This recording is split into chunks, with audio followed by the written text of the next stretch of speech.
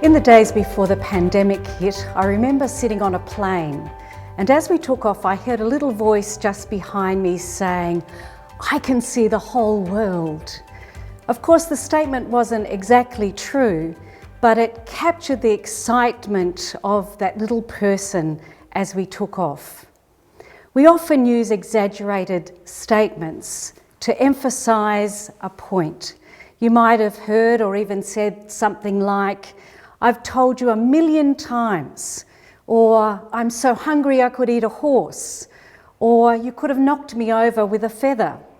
None of them are exactly true, but they illustrate or emphasize some truth. I wonder if that's what Jesus was doing in our scripture story today, the parable of the royal wedding feast. We find it in Matthew's Gospel, chapter 22 and verses 1 to 14. And it goes like this. A king threw a wedding feast for his son, and he sent his servants out to call in all the invited guests, but they refused the invitation. So more servants were sent out to call them again. Some ignored the invite, others made excuses, and still others abused and murdered the servants. The king was furious. He sent out his army to kill those murderers and destroy their city. And then he sent his servants out again to invite anyone they could find to come into the feast. And amongst them there was a man who came in and he wasn't dressed appropriately. And when the king questioned him, he was silent, and the king expelled him in a brutal manner. There are some parts of that story that seem just a wee bit odd to me, exaggerated, disturbing, like, have you ever received an invitation to a party you really didn't want to go to, so you abused or murdered the mailman? When guests haven't turned up to a party you're throwing, did you become so angry that you killed them and burnt down their houses and their city? And how could a wedding feast continue when the city had been burnt to the ground? And who would respond to an invitation from such a brutal king anyway? To hear this parable and conclude, as we often do, that God is an angry king who, if he doesn't get his own way, destroys his own people and burns their city, is difficult to reconcile with the God revealed in Jesus Christ. So what is Jesus emphasizing here? What truth is he inviting us to understand? Speaking about the first group of guests, the king says they aren't worthy. By implication, those in the second group were. There's something here about judgment. Human judgment is usually about exclusion, who's in and who's not. But what if it's just the opposite with God?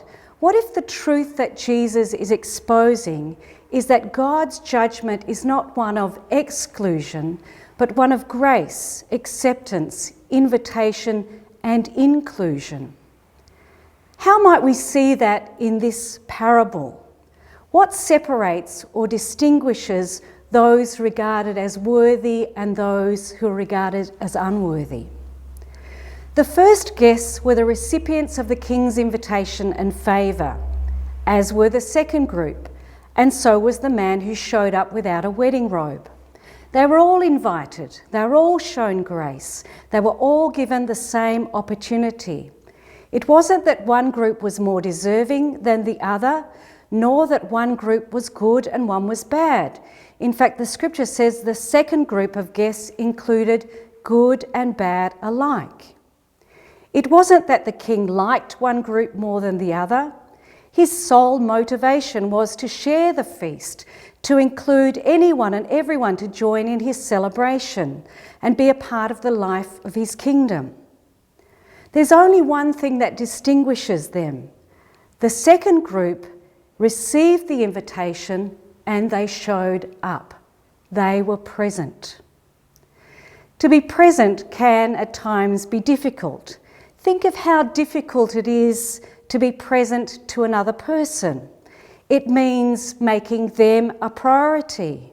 It means seeing them for who they are and not who we want them to be or think they should be. It means listening to what they say and not just what we want to hear. It means letting go of our own agendas, distractions, fears and prejudices. It means becoming vulnerable and trusting the other. It means bringing and offering what we have and what we are. If it's difficult to be present to another person in that way, it can also be difficult to be present with God. And instead, we often choose to go our separate way, as the scripture speaks about, our farms and our businesses. We're not interested, or we're too busy, too tired, or distracted. There's work to be done and money to be made.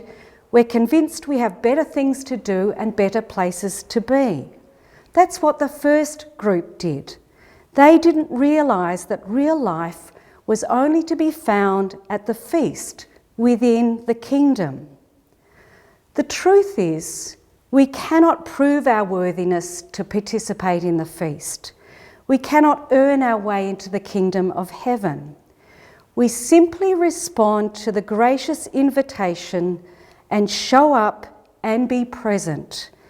And in the presence of the King, we discover for ourselves the worth that God always has seen in us as His creation, as His children.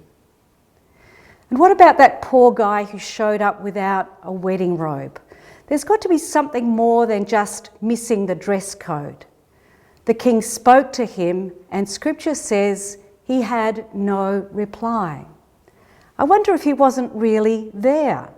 You know, like times when we show up, but we're not really present to those around us. Our body is there, but we've left the room. I wonder what would have happened if this man had just made his presence known, not so much to the king, but to himself.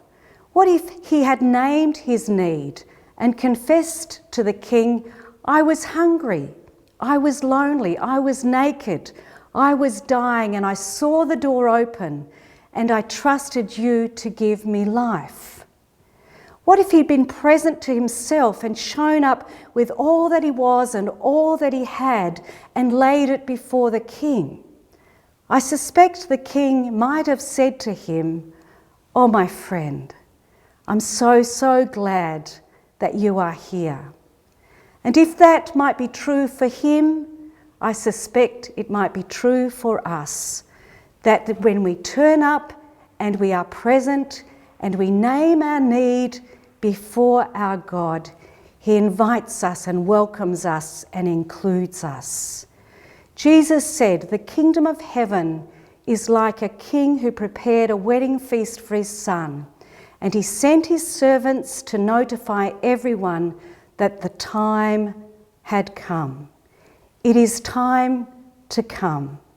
May you taste and see the goodness of the God who calls us to the table and meets us in the feast. God bless you.